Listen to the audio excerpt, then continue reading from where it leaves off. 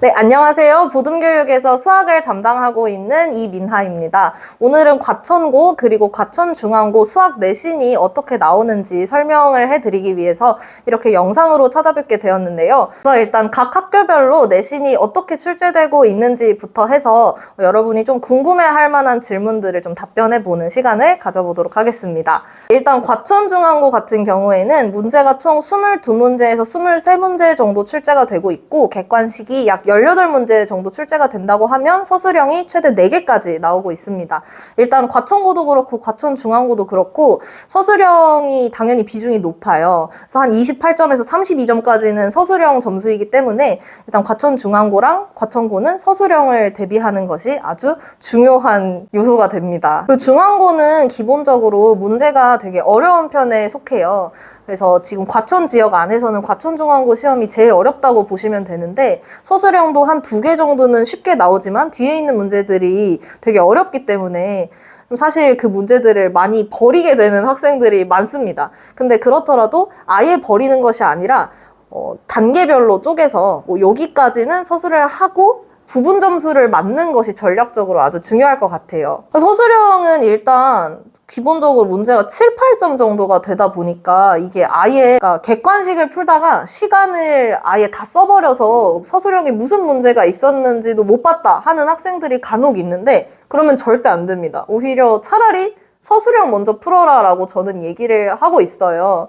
그래서 서술형은 답이 끝까지 나오지 않아도 부분 점수로 웬만큼 다 맞춰갈 수 있기 때문에 서술형은 꼭 풀어야 합니다. 오히려 저는 객관식 뒷번호를 풀지 말라고 하는 편입니다. 그리고 실제로 중앙고는 100점이 거의 없는 시험일 때가 많아요. 그래서 지금도 바뀐 5등급제 기준으로 하면은 80점 좀 넘었을 때 아니면 70점 중반 정도 됐을 때 1등급이 나옵니다. 그래서 어차피 모든 문제를 다 풀어야 하는 시험이 아니기 때문에 자기가 풀 수 있는 문제들을 공략해서 잘 푸는 게 중요할 것 같습니다. 근데 중앙고는 올해 같은 경우에는 학교에서 한 70문제 정도 되는 학습지를 이제 시험 기간 동안에 이제 배부해서 그걸로 수업을 했던 것 같은데 그 문제들이 싹 다 교육청 기출이에요.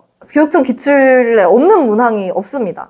그래서 사실 그리고 그렇게 어렵지가 않기 때문에 한 번, 두 번, 세 번 그리고 학교 선생님도 이거 5번만 풀어라 100점 나온다 다 맞을 수 있다 라고 했다고 합니다. 이것만 다 풀어도 충분히 시험을 잘 볼 수 있다. 근데 사실 그건 또 아니에요. 왜냐면 문제가 많이 어렵기 때문에 프린트를 하면 그러니까 중간 이상까지는 할 수 있고 나는 1등급을 안정적으로 받아야겠다 하면은 어려운 문제들도 좀 풀어보는 연습이 필요하고 서술형 대비도 꾸준히 하는 것이 중요할 것 같아요. 그리고 원래 중앙고는 작년까지만 해도 학교에서 프린트를 주는데 프린트에서 별로 연계가 되지 않았어요. 근데 이번에 교육과정 개정되고 나서 이번 1학년부터는 학교에서 주는 학습지 그러니까 한 70문제 분량 정도에서 한 10% 정도? 6, 7문제 정도가 프린트에서 아예 숫자만 변형해서 나오게 됐습니다.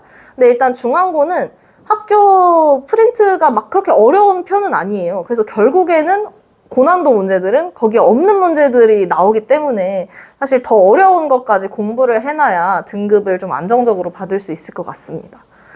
근데 사실 학교 프린트 연계율 같은 거는 그때 선생님에 따라서도 많이 달라지고 좀 같은 학기 안에서도 중간고사, 기말고사 때 연계 비율이 좀 달라지기도 해서 좀 그때 잘 상황을 파악해서 대비하는 것이 중요할 것 같습니다. 그래도 문제수가 객관식이 18번까지 있다 보니까 앞부분에서 한 10번 초반대까지는 학생들이 어느 정도 공부를 했다면 충분히 다 맞을 수 있는 문제로 출제가 됩니다. 근데 한 13번, 14번부터 이제 조금씩 막히기 시작하는데 이제 그 뒷부분에서 몇 개 정도를 맞는지에 따라서 등급이 갈리겠죠. 특히 17번, 18번은 진짜 어렵거든요. 사실 저는 거기부터는 넘기고 서술형을 먼저 풀어라 아니면은 받자마자 일단 서술형을 풀어라 라고 말하고 있는 편입니다. 진짜 서술형도 1, 2번은 쉽거든요. 다 풀 수 있어요. 다 점수를 거의 주는 문제로 거의 출제가 돼요. 2학년 올라가게 되면은 학교에서도 수능특강, 그 해 수능특강을 자료로 많이 제공을 하는 편이고 아니면 교육청 기출 문제들을 또 따로 주기도 하고요. 물론 과천중앙고는 2학년 올라가도 시험이 어렵기는 합니다. 일단 어렵고요. 일단 어려운 게 베이스예요. 중앙고는 일단 어렵고 과천 내에서는 이게 등급제가 개편되면서 9등급제에서 5등급제로 바뀌었잖아요. 이제 수능은 똑같은데 내신은 이제 5등급 10% 안에만 들면 1등급을 받을 수 있는 구조가 되었습니다. 근데 그러다 보니까 아이들이 좀 안일하게 공부를 하는 것 같아요.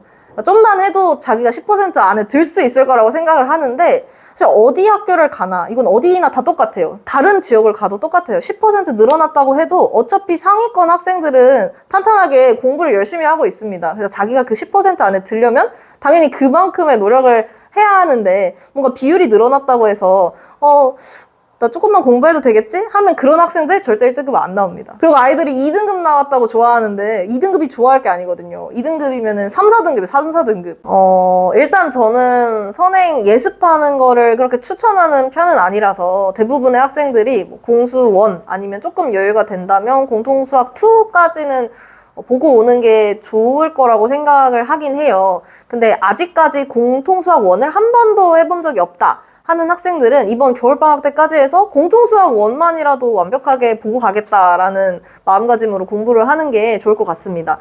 왜냐면 공통수학 1은 모두가 열심히 하고 들어오거든요. 공통수학 1 중간고사 범위까지 모두가 열심히 하고 오기 때문에 거기까지는 당연히 열심히 해야 되고 사실 그 이후부터는 뭐 약간 다 비슷비슷한 것 같아요. 시간을 꼭 재고 풀어보는 걸 추천합니다.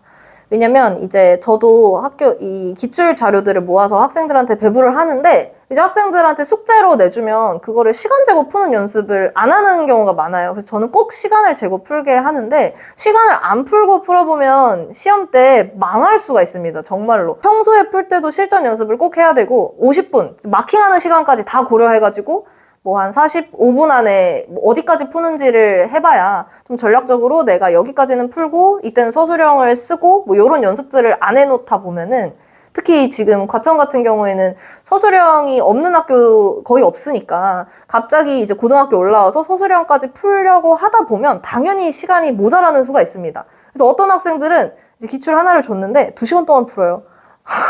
그러면 실제 시험 보러 갔을 땐 정말 반도 못 건드리고 나오는 경우가 있기 때문에 평소에 좀 시간을 재고 실전처럼 연습하는 게 필요할 것 같습니다. 그리고 일단 중요한 게 어려운 문제를 푸는 것도 중요한 건데 사실 실수하는 학생들이 정말 많아요. 연산 실수 흔히 많이 하기 때문에 그거를 좀 잡으려는 연습을 해야지 그게 안 잡혀있는 상태에서 어려운 문제만 풀고 하면 어차피 앞에서 틀리면은 또 점수 깎이는 건 똑같기 때문에 앞에서 실수를 안 하는 연습도 굉장히 중요할 것 같아요. 그래서 저는 시험 문제들도 좀 시간 재고 시험 보고 시간 재고 풀어보라고 하고 많이 그렇게 연습을 시키고 있습니다. 네, 그래서 여기까지 과천고 그리고 과천중앙고 내신에 대해서 좀 알아봤는데요. 우리 예비고1들을 위한 저희 자습관 프로그램도 마련이 되어 있고 이제 방학 특강, 낮 시간대에 진행하는 특강이나 아니면 저녁에 진행하는 정규 수업도 많이 열려 있으니까 네, 많이들 부름에 와주세요. 감사합니다. 방학 특강이랑 방학 정규 수업 많이 준비되어 있으니까 많이들 보듬에 와주세요. 감사합니다. 이렇게 찍어도 되는 거야? 보듬으로 오세요. 그거 너무 보듬으로 오세요.